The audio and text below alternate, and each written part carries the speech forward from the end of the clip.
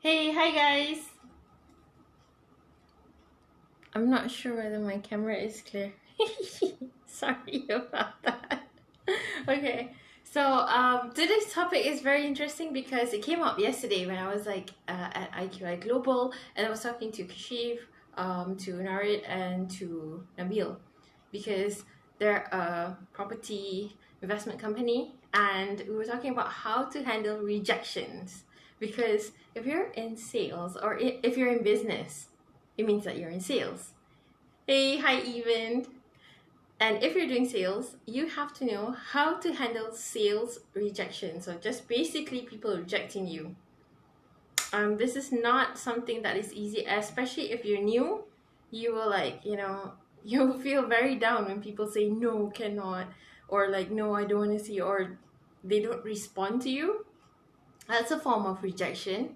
When people don't pick up your call, when people don't reply your message, when people basically say no to your face, all of that is rejection. So how do you handle rejections? So that's the topic today, and I cannot wait because when it came out yesterday, it was like something inside of me lit up because I told the crowd yesterday that rejection is my middle name. It is. I mean, you see that my face, I am so happy and doing sales. But actually, if you're in sales, it is an expected thing. You have to understand that if you're doing sales or if you're doing business, that you will get a lot of no's. And that is part of the deal. That is part of the equation. And it's fine, okay? But how to get to that mindset that it is okay for people to say no to you?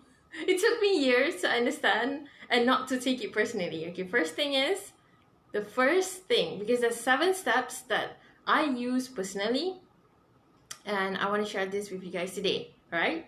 Okay, so the first thing is superstar salespeople actually expect rejection. Yes, we expect rejection and we don't take it personally. How I term this as like previously when I first did sales and then people said no to me and I'm like, oh, I took it so personally, like, well, how can you say no? But I have such a good deal. It will save you money, it will save you heartache. It is a solution that everyone needs. But then I forget that everyone has their own idea of what the solution is, and maybe it's probably not no to you personally. It's just maybe not no to the solution that you have, or to the brand that you carry, or to the company that you're with. That's it. It's nothing personal. So do not take it personally and expect a no. So that took me some time to get over. And then when you get a no, some people do, oh, thanks, wasted my time. That's not how you should handle that. How you should handle that is when they say, oh, I'm sorry, we're currently like going with this company that's doing this. Like, for example, if you're a website development company and then you're like chasing after this big client and then they say, oh, I'm sorry, but we're having talks with this vendor, probably going to go to him. It's fine.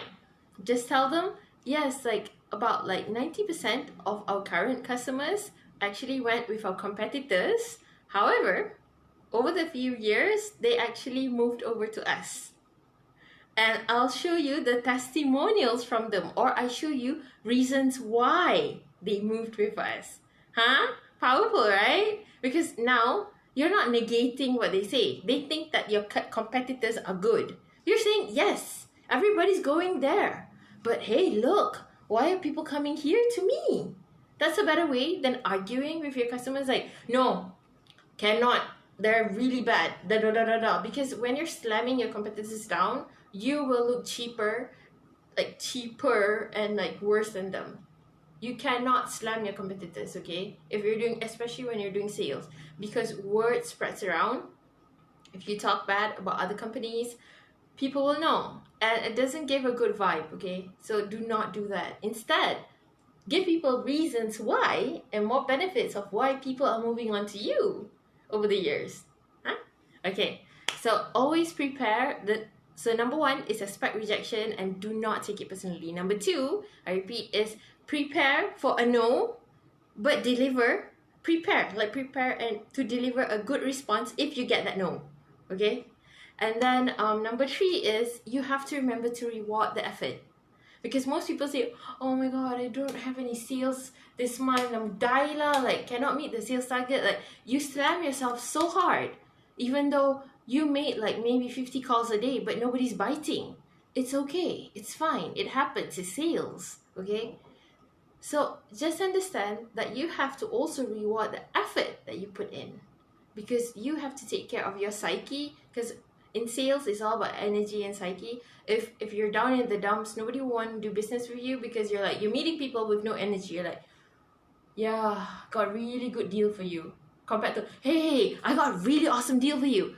That's so different. The energy that you bring, even on the phone or online, is completely different. So you got to make sure that you reward the effort that you put in. As long as you do the effort, you make the calls every single day without fail, you'll be fine. Like, you reward the effort that you put in making that call. Okay, it's not about the numbers of no's, but it's the number that you call to get a yes. Really not about the yeses, but the effort that you take. Okay, that's number 3. Number 4 is you have to create a lot of opportunity for yourself. Okay. Oh, well, Brian Tracy said it better actually. He said that always have more people to see than you actually have time to see them.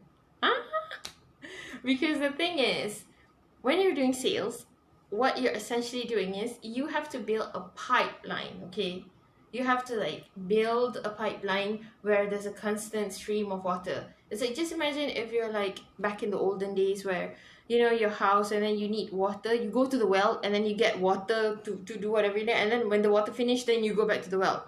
But nowadays what we have is we have the piping system. Whenever we want water, we don't go to the well. There's no well. We just turn on the tap and there's always going to be water. Okay, so that's what you need to do when you are doing sales. You have to prepare that pipeline.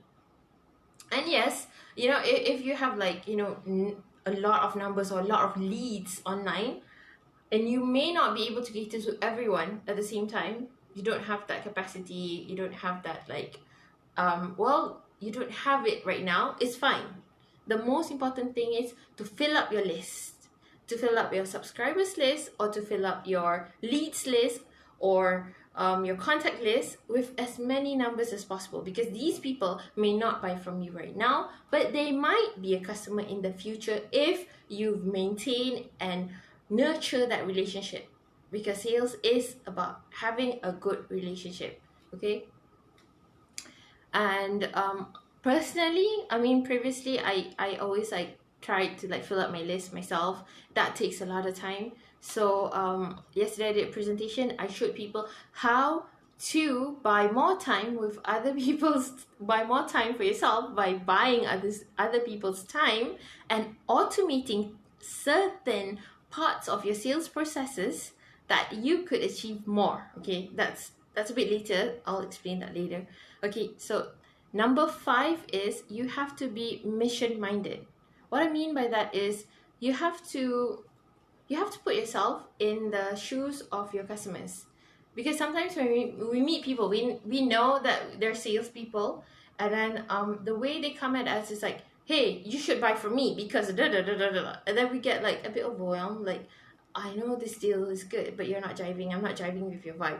Whereas as we meet somebody, for example, an insurance agent, and the first thing that they tell us, they ask us, like, okay, what are your needs? What is your budget? Let's figure out whether we match and whether, you know, you can have a plan that suits your budget, but at the same time care for your family. And if I can get, it cheaper for you, let's do that. Because one thing is that people don't understand is they're always going for the quick kill, the quick sale, the quick buck. Okay, sales is a long-term game. It's not about like, now give you the sale and then like goodbye. No, if you can nurture that relationship in the beginning, maybe initially they cannot afford to maybe buy a lot from you. They can't buy the premium plan. They can't buy like whatever like premiumness that you have. But they start with a small bite first because they want to taste you. They want to try you. Okay. But once you give them like really good service, you show them that you are more and above and beyond the price value. You give them more. You have added value. You care for them genuinely as a friend, as a customer. You nurture that relationship. they will come back to you, and they will come back with friends and family because they're gonna keep saying that, oh my god, I have this amazing person, she's not like the rest, he's not like the rest, you gotta go there, or let me like connect you guys. I have had this happen to me like so many times, okay, so many times over the years, because if you really care about somebody as a person, they can feel that, okay, and when they can feel that, they want, like, how like some people always say, can you refer me to your friends and family? And then some people just like, oh man, I don't want to be that person who gives the number away to like a lot of people. Yeah. But if you do this right, they will give your number without you asking, okay? If you do it right. Okay. And then number 6 is work in a team. And this is what I love, and I think a lot of people who is in sale cannot get. Like, for example, in the previous company that I work with, what we do is we're a sales team of 4, and then sometimes when we get a lead and that lead has clear preferences, okay, if you're a salesperson, you must get this. And if you're going into sales, you must understand this key concept, because the thing is, you will not be everyone's cup of tea. And that's okay. But your friend might be. Okay? So what I normally do is I work with beautiful people. I'm really blessed that, I usually work with like extremely talented people or beautiful people. So what we do is we play off each other's strengths. Okay?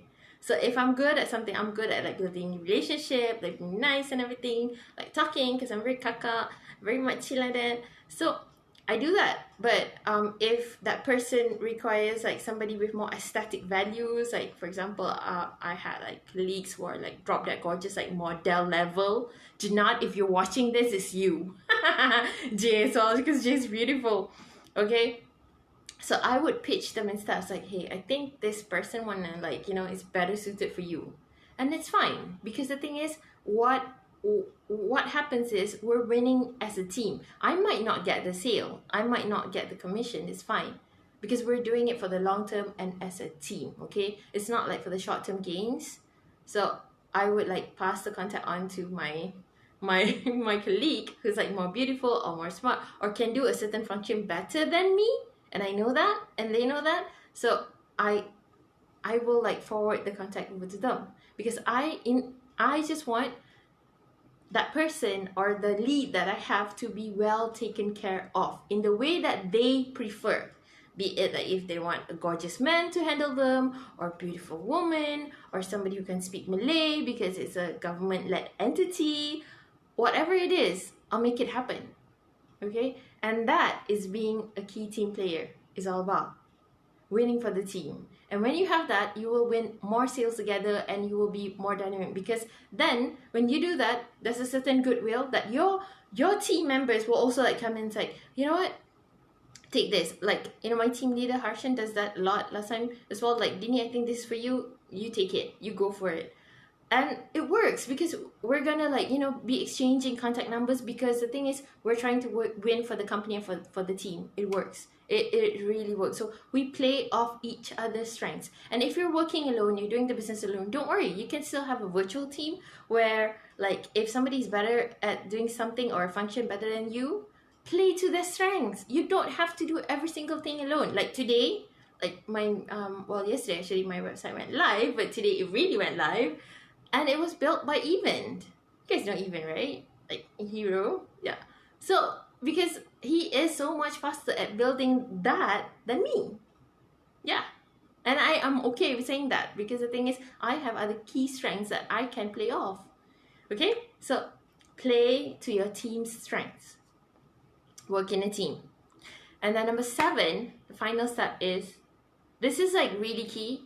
And I think only like, I think even if I shared this with you guys, only 2% of you might get what I mean. But I really hope there's more than that.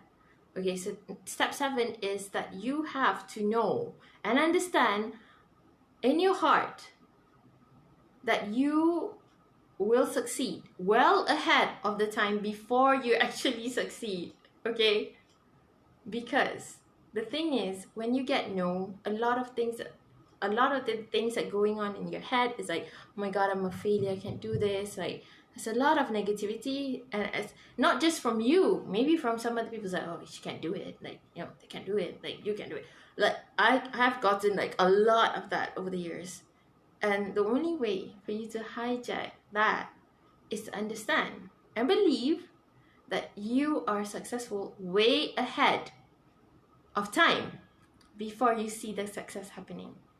Okay, this is really, really key. And I would say amongst all of the tips that I give you in handling rejection, this is the most important one.